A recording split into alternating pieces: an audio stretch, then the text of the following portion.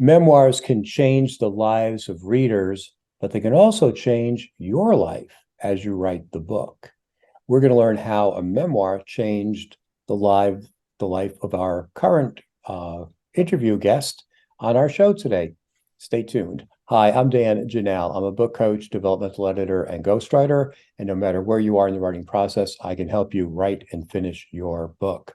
Now, let's get started. Our guest today is Deborah Levine, who has written 2 memoirs that have changed her life. Her life. Why can't I say that correctly? Okay. So, Deborah, tell us a little bit more about the books and how it changed your life.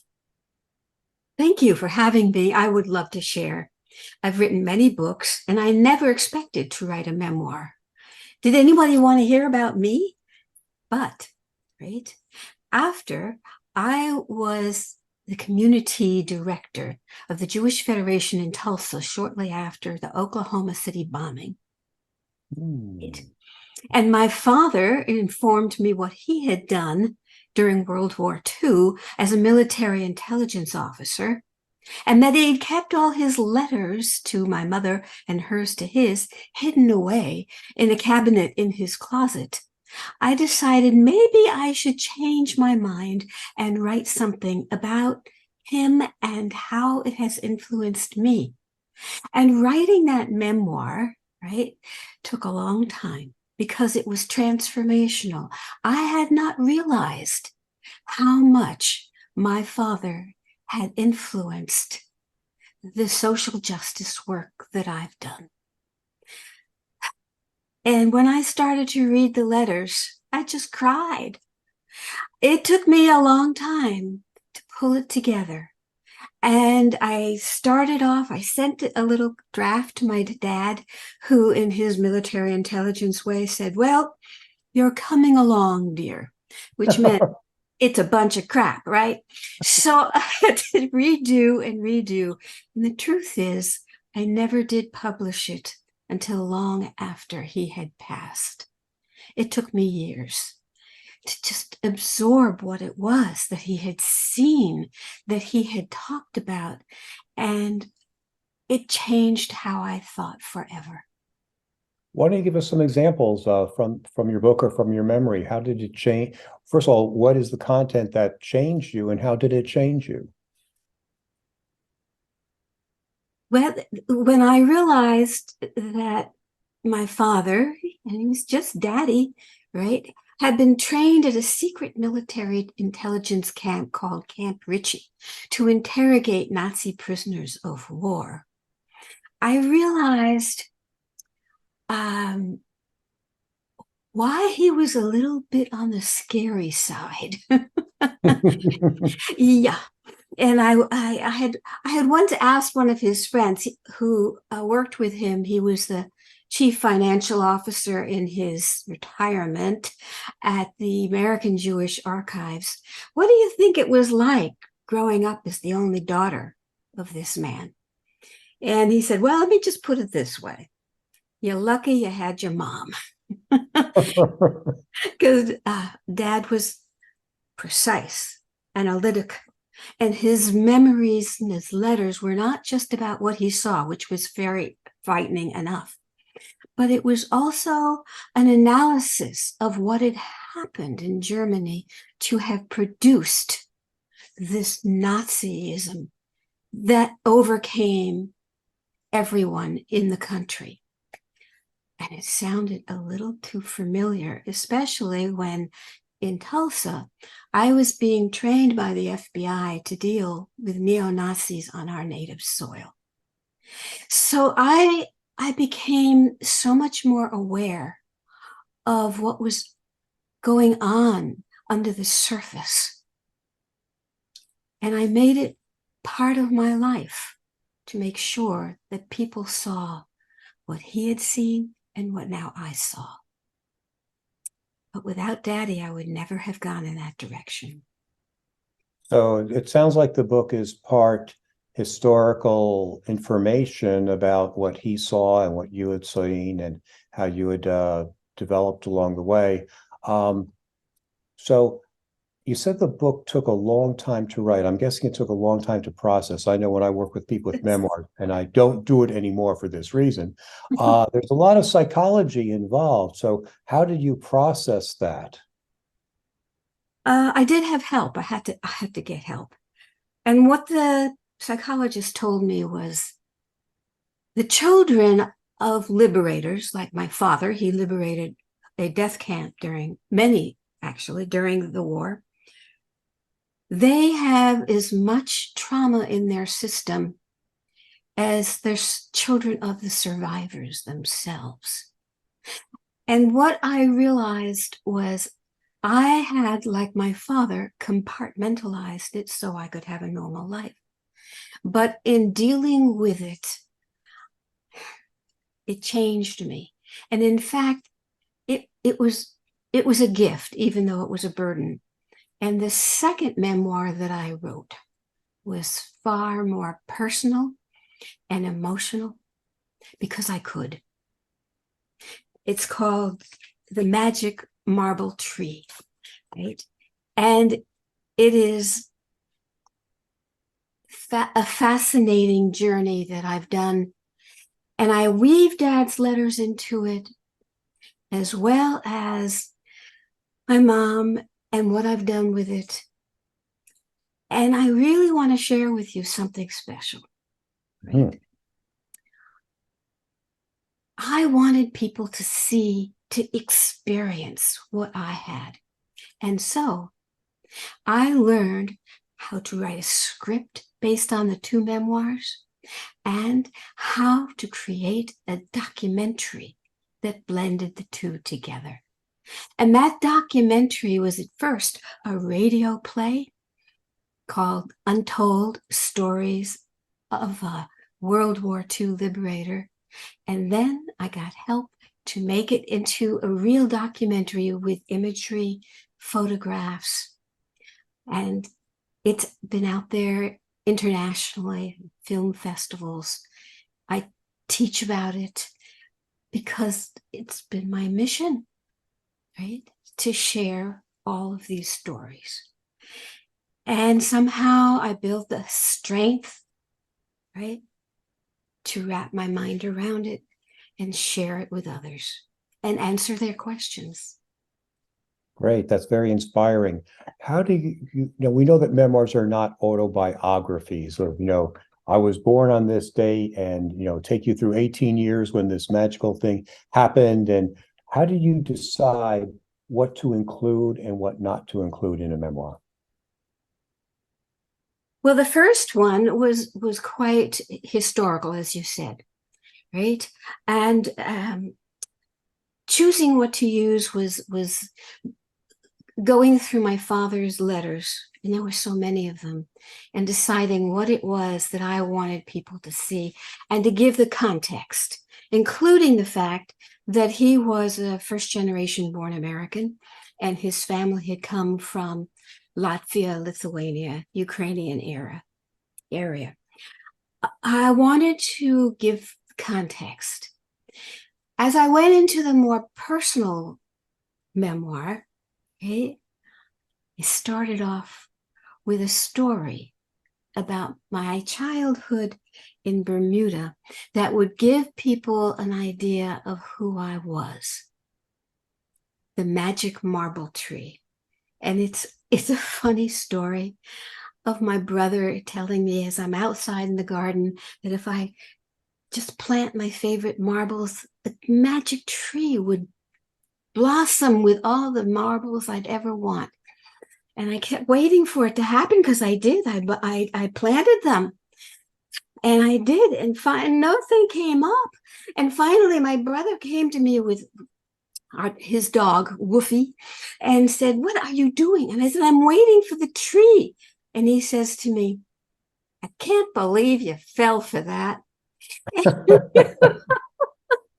I got so mad because it's pretty much my personality and his. And I said, "Come on, Woofy, we're going to fly away from here." And we ran off, and Joe yells, "Dogs can't fly, can too."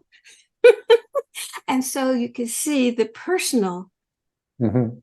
in the magic marble tree, the very different look of it, because I had made my peace with telling these stories and I was ready to really be me in all of the silliness that I have embraced throughout my life.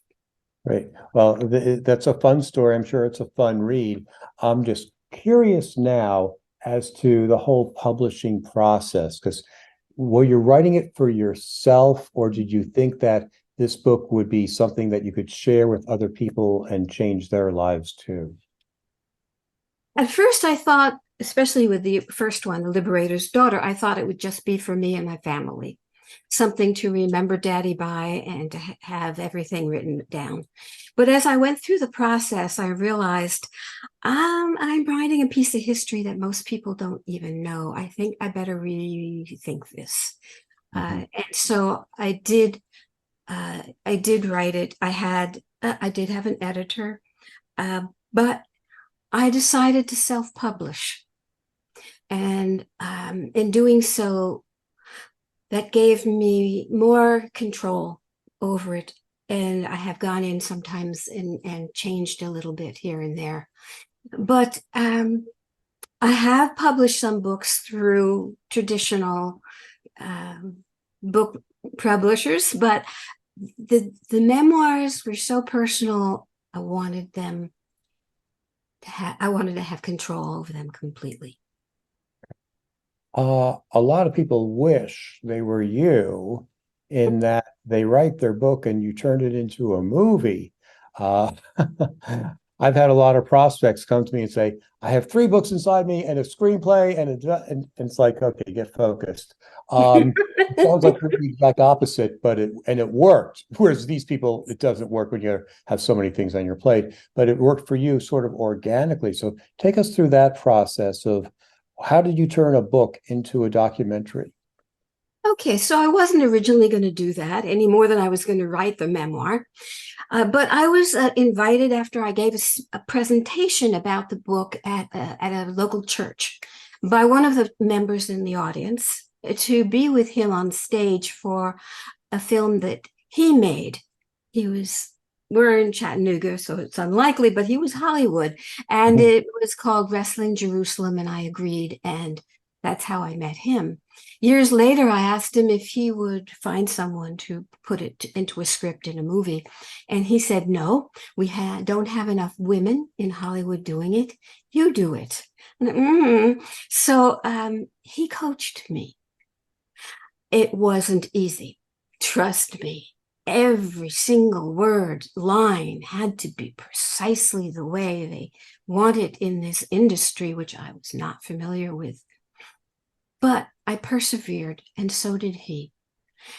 And but the original script was not the documentary. It was a TV pilot about my life. And that TV pilot has won in 31 international film festivals. So writing the untold stories of the World War II liberator as originally a radio play was easy. Mhm. I'd gone through a sort of script writing boot camp already.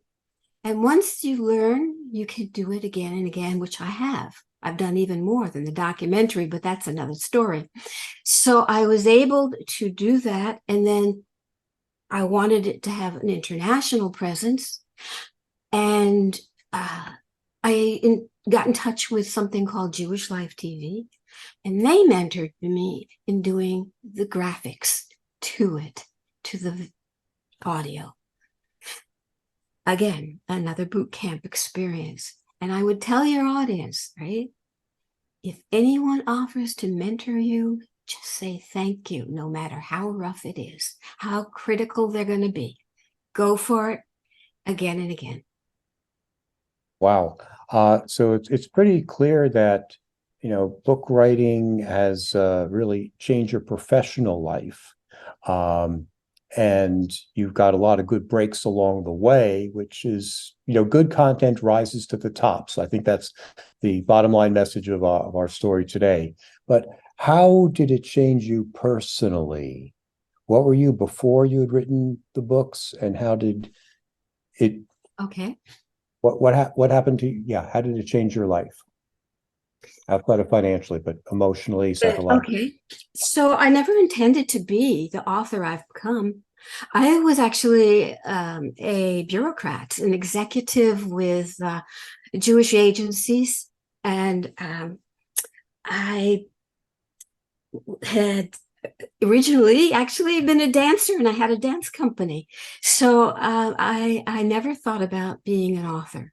However, right, I applied to get a postdoctoral fellowship writing about the history, I love history, of Baroque dance. And I actually published it. Go figure. That's when they came to me and said, how about you write another chapter for a book for the Chicago liturgy department? And I said, why me? And they said, once you're published on something like that, you can write anything. Okay. So off I went and I did it, especially since they told me they'd pay me. No, you could. And I did that. I did another book because I got sick and I couldn't continue doing the 24/7 as a bureaucrat. And I started to write because I was so sick. And that's happened to me a couple of times, and writing has saved my life. It's created a new career for me each time. And the next book was called Teaching Curious Christians About Judaism. It won a National Press Award. And years later, I found it was being used here in Chattanooga, Tennessee, not back up in Chicago where it was published. And the gentleman in charge said, if you rewrite this and put it all together, I'll take it to the Vatican as a present for the Pope. I said, okay. So it has indeed changed so much of what I realize I'm capable of and we can do, and how much we can influence the world by writing. Fantastic. What a wonderful story. Thank you so much for being with us today. As we wrap up, let's make sure we have the titles of the two books and the documentary recorded, and I'll put them in the show notes, and also tell us your website address so people can learn more about you and your writing. Sure. So memoir number 1 is The Liberator's Daughter. That's me, by the way. Number 2 is The Magic Marble Tree. The documentary is called Untold, Stories of a World War II Liberator. And you can find a link to it and to more information about all of what I've done and other people and given other people a voice on my website, which is called AmericanDiversityReport.com. AmericanDiversityReport.com. Well, thank you very much, Deborah, for a very insightful and inspiring interview. And thanks everyone for listening. We have more than 200 episodes of Write Your Book in a Flash on this YouTube channel. So check them out so you can write and finish your book. And if you think I can help you with your book, please go to my website and set up an appointment with me so we can see if it's a good fit. Thank you for listening. Again, thank you very much, Deborah. Goodbye. Pleasure, truly.